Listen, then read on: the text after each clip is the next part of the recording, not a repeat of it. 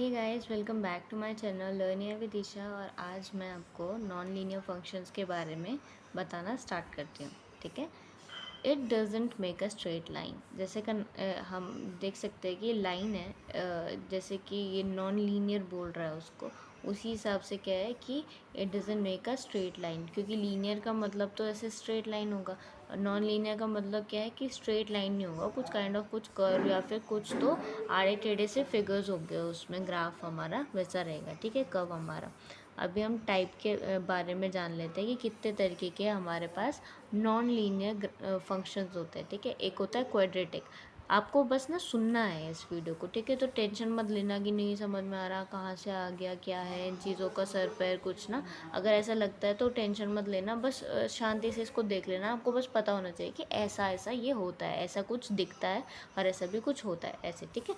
तो जैसे कि क्वाड्रेटिक इक्वेशन के बारे में हम अगर देखें, क्वाड्रेटिक फंक्शन के बारे में, इक्वेशन कुछ ऐसी रहती है कि एक्स स्क्वायर लिखा होता है और एफ एक्स ये हमारा फंक्शन है जो कि क्या बोल रहा है कि एक्स की कोई गिवन वैल्यू पे वो उसको स्क्वायर कर देगा। आप नेगेटिव एक्स की वैल्यू दो तब भी वो उसको पॉजिटिव की तरफ को ले जाएगा, आप पॉजिटिव दो तब भी पॉजिटिव की तरफ ले जाएगा, और वो एकदम ऐसे बढ़ाने लग जाएगा एक पॉइंट के बाद कि मतलब वो सीधे ऊपर जाएगा, ऐसे फैलता नहीं रहेगा यहाँ पर, ये सीधे ऊपर जाएगा। ठीक है, वहाँ आप अंदर वैल्यूज़ डाल डाल के भी एक्सपेरिमेंट कर सकते हो इस पर। तो इसका ग्राफ कुछ ऐसा दिखता है कि ऐसे यू शेप टाइप का।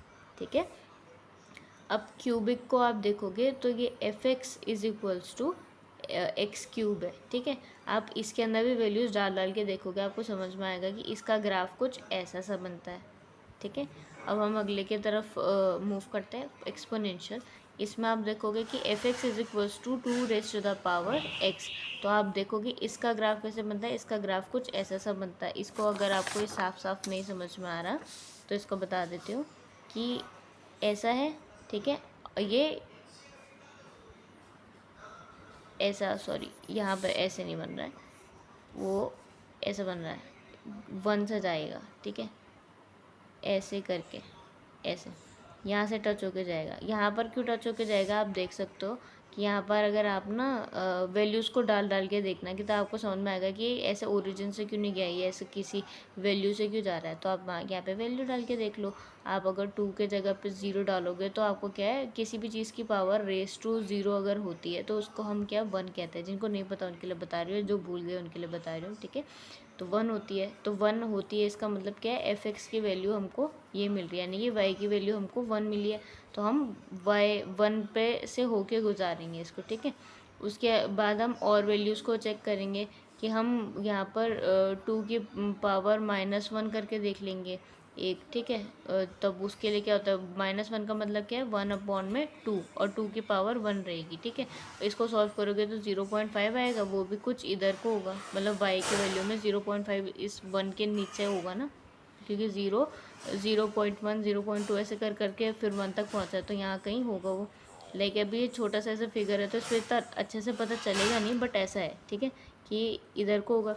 फिर आप ऐसी जैसे जैसे और वैल्यूज़ को ऐसे छोटा छोटा करके देखते रहोगे, मतलब अगर आप ऐसा कहोगे 2 की पावर -2, तो इसका मतलब आपको पता है ना इसको कैसे लिखेंगे, 1/2 की पावर 2।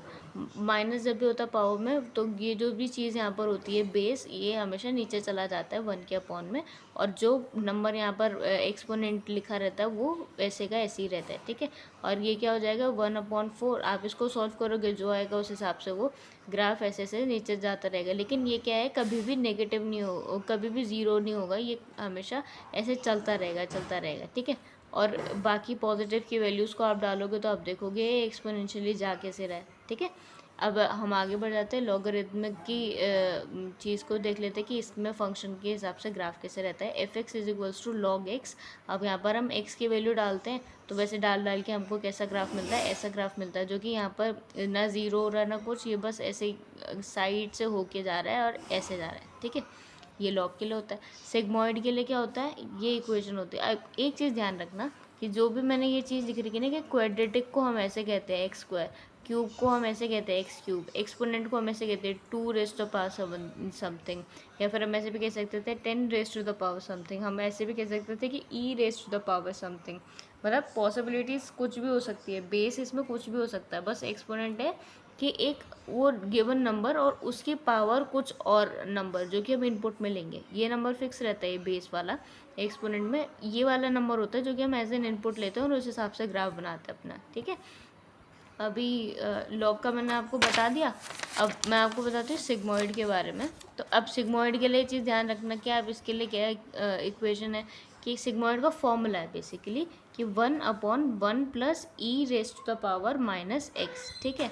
यहाँ पर सिग्मॉइड को लिखने का तरीका भी ऐसा होता है कि सिग्मा वाले से वो बना रखा है साइन, एंड इसके अंदर हम एक्स की वैल्यू देंगे तो उस हिसाब से इस को हम जब भी इसके अंदर वैल्यूज़ डाल के देखेंगे। ई की वैसे जो हमारी वो वैल्यू होती है वो 2.7 समथिंग ऐसे आती है, तो उस हिसाब से हम पूरे इसको सॉल्व करेंगे और एक्स की वैल्यू इसको एज एन इनपुट देंगे। वो सारा सॉल्व करने के बाद हम देखेंगे बारी बारी से कि हमारे हर उसकी वैल्यू के हिसाब से हमारा ग्राफ कुछ ऐसा बन जाएगा जो कि यहाँ पर ज़ीरो नहीं हो रहा है, बस इसके साइड से ऐसे जा रहा है, ये सीधे सीधे जाता रहेगा, ज़ीरो नहीं हो रहा है या टच नहीं कर रहा है ये मतलब हमारे एक्स एक्सिस को, ठीक है।